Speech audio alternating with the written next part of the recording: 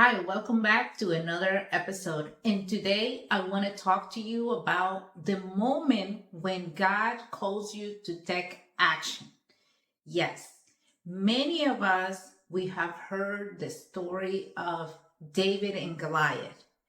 And even in church, people tells us about David and Goliath, how David defeated this giant, how big it was, how he was oppressing the Israelites.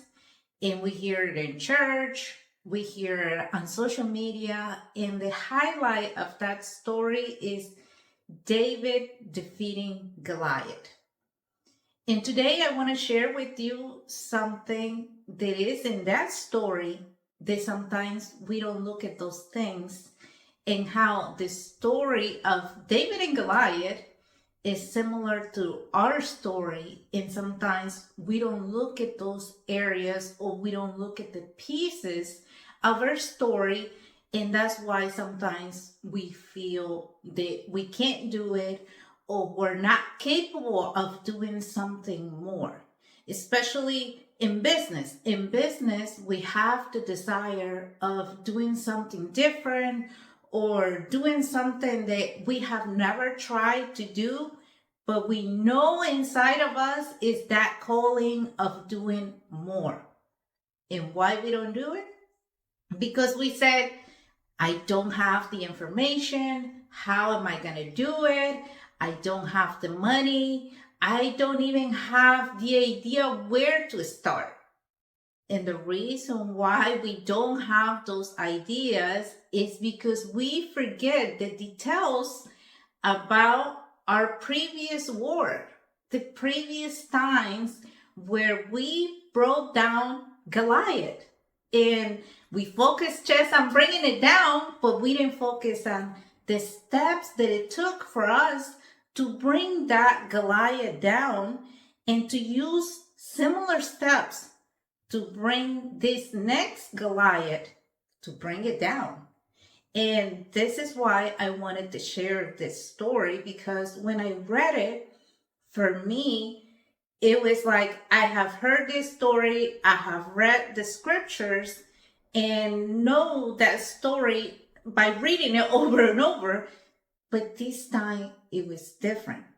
This time when I read the story from 1 Samuel chapter 17, it got me in tears. I was crying. And I wasn't crying because David finally defeated Goliath. I was crying because of the details that it was previous to David standing in the battlefield to fight this giant. And I realized that many of us, we are David. We're standing in the battlefield, but we forget the steps. And sometimes that's why we lose these battles, or sometimes that's why we don't step into the battle, because we believe the voices outside, the voices that they're not in us, in a way of reminding us what we did previously. We have voices that are reminding us that we're not capable of doing what we want to do. And that is the reason why many of us, we go to seminars, we read books, we understand what is the next step we need to take. But we don't take that step because we're afraid, because something in us is saying we're not enough to do that. Or when we take the step, we get people saying, who you think you are to teach that? Or who do you think you are to do that? Or you need more training. Why are you doing that? I thought you were this, and now you're saying you're that? You're crazy. You don't have what it takes.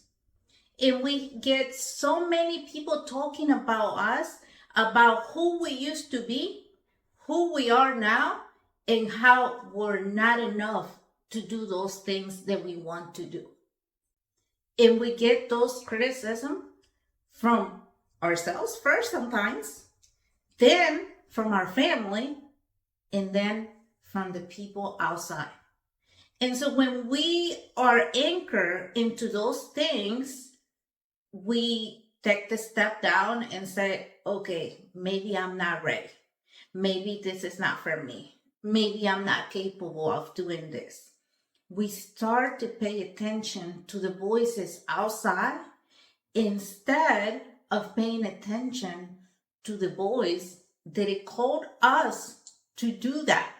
The voice that it says, you are the king, you are the queen, you are the one that is going to do something different, even if you're a shepherd, even if you are somebody who just cleaning rooms, even if you just somebody who's cutting trees, even if you just somebody who's cleaning houses, even if you're just somebody who's working in a restaurant, even if you're just somebody that don't know what to do anymore. That voice is calling you to something higher.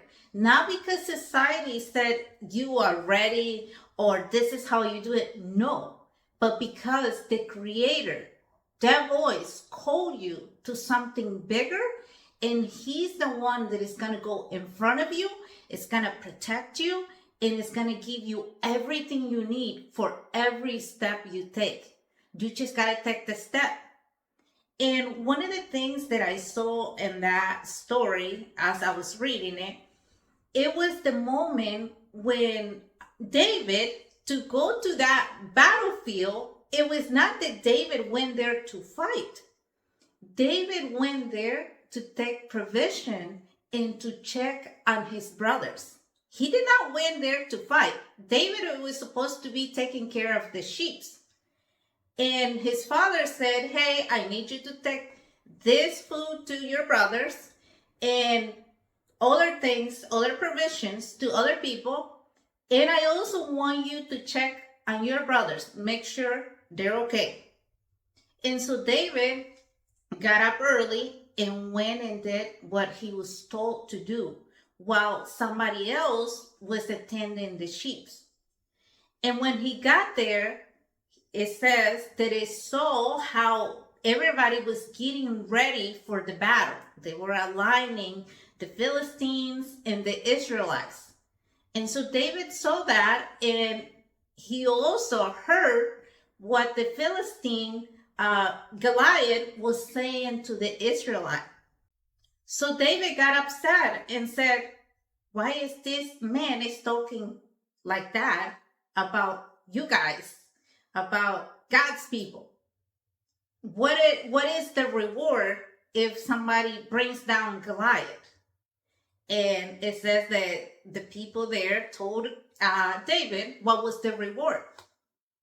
But his brother says, what are you doing here?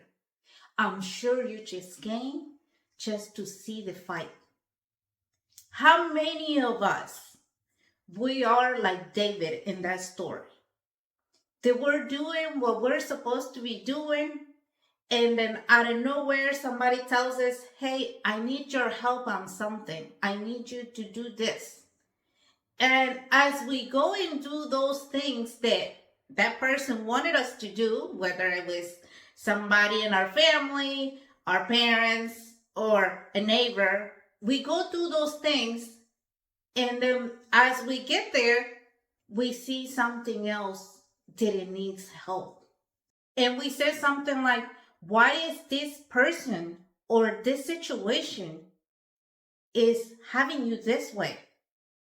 Why is this happening to you like that? What is the reward if you release this situation? If you let go of this? What are you looking for? And when that person tells us, oh, the reward, if I don't have any more illness, if my bank account is better, if this is better, it will be A, B, C, and D.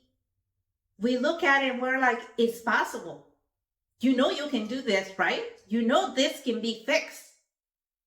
And how many of us, we get brothers like David, that they said, who do you think you are to do this? Why are you saying this? Why are you even here? Nobody called you. Nobody asked you for your opinion. It's fine the way we are. You just came here to make fun of me. You just came here to see my poverty, to see my situation, to see the problem that I'm in. That's all you did. That's why you came here. We get misunderstood. Because in that story, I saw that David was misunderstood before people can believe that he can do what he did. And he was not misunderstood by the other people. He was misunderstood by somebody who was a family member. And how many of us, we get misunderstood by our own family? Our own family doesn't trust us. And so as I was reading this story, I was picturing myself in that story. And then as the story progressed, it says that David finally went and talked to the king, King Saul, and said, hey, so what is the reward? What is going on here? And so Saul explained to David what was happening. And David said, I will go and fight. And King Saul said, no, because you're too young. You're not trained to fight these kind of battles. How many of us, we have a Saul in our family that it says, you can't do it because you're too young. You don't know enough. You don't have no idea what you're talking about. You're not even trained to do these things. How many of us, we have that? That we feel that calling in our heart, in our soul. We know we can do it. Not because we want to work by ego, but because we feel the presence of the Creator. We feel that the Creator is pushing us to something bigger. It's pushing us to release His people. It's pushing us to open that road, to bring that barrier down, to kill that giant that is oppressing them. And they're allowing that giant to continue to oppress them. And God gave us this eyes to see that and the power to bring it down. But many people don't believe that. They don't trust that. They second guess what we're doing. Even our parents. Because King Saul, it was like a parent to David. The way it was at the moment. And how many of us, our parents, we tell them what we want to do, how we can overcome this, how we can bring this giant down in our family, whether it's poverty, whether it's illness, or some problem that is going on in our family. We try to show them the way. We try to explain to them how they can do it differently. And then they do what Saul did. You're too young. You don't know. You're not being trained. And then something changes. Saul tells David, okay, if you're going to go into that battlefield, you need to wear an armor. So I'm going to give you mine. So he starts dressing David with his armor. And David said, I can't walk with this. This is too heavy. I'm not prepared for this. I've not been trained with this. And how many of us, our parents, tells us what do we need to do? How do we need to do those things? And we allow our parents to put that armor on us. And God is saying, I don't need you to put an armor. I'm your armor. I already gave you what's yours. Act on what I gave you, not what your parents are giving you. And many of us, we don't do many things because we're starting to trust more our parents than what we trust God. And our parents said that they're protecting us. I'm protecting you. I'm telling you how life is. I'm telling you how the world is. So I'm protecting you. But many times, they're not protecting us. They're destroying us. Not because they want to, but because subconsciously They have not released their past, so they're still living in fear. And that fear is been putting on us. They're putting that fear on us, just like Saul was doing to David. But David, it was so quick to realize, hey, this is too heavy for me. I am not trained to carry this. And many of us, we need to start thinking like David. This is not mine. This is yours to carry.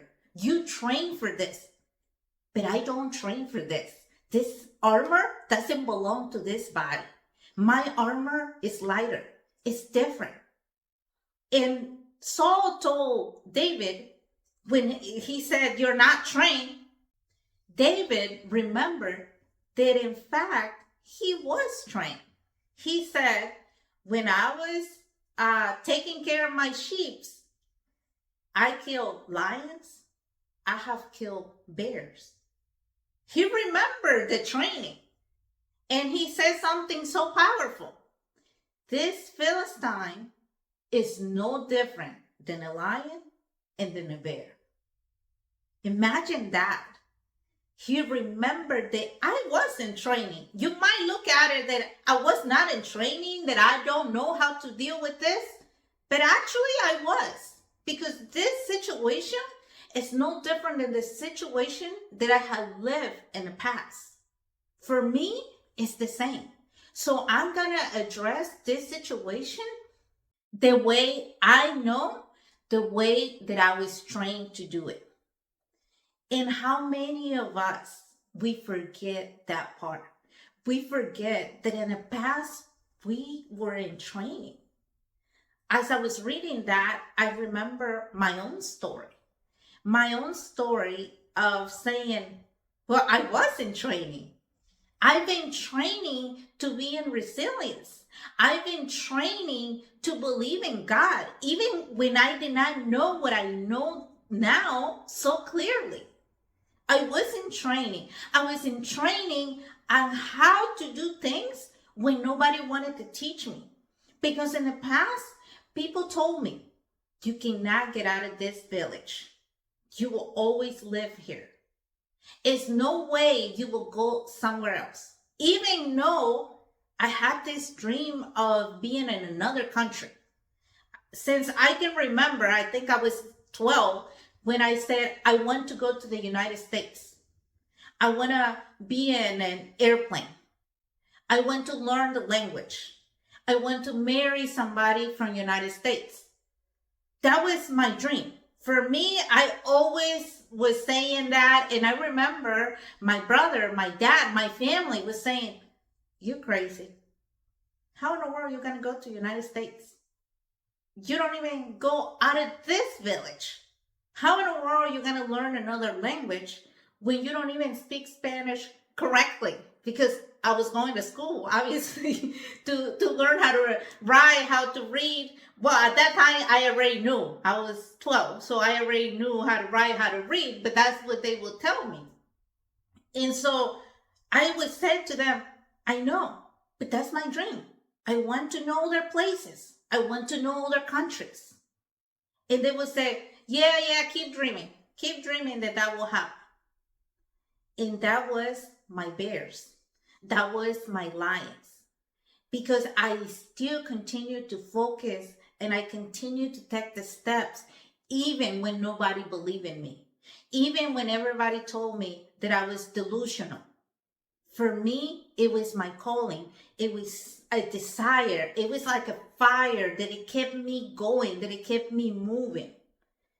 And when I came to the United States, the people here, my family here, they said, you can never learn the language. Because right now it's so hard for you to even learn how to be in this city. And it was hard for me. I'm not going to deny that. It was hard. It was hard to learn how people live in here. Because I was not used to the quality of life here in the United States compared to the quality of life in my village. So it was a very big adjustment. But I did it. Despite everybody saying, you cannot do this. You will never be more than. And I always said, I will. I will be more than that. They even said, you will never get married. You will always be single. You will always be working. You will always be doing more and more and more. And you will end up alone. And for me, it felt different. It felt like that is not true. That's what you guys see. But that's not what I see. That's not what I feel.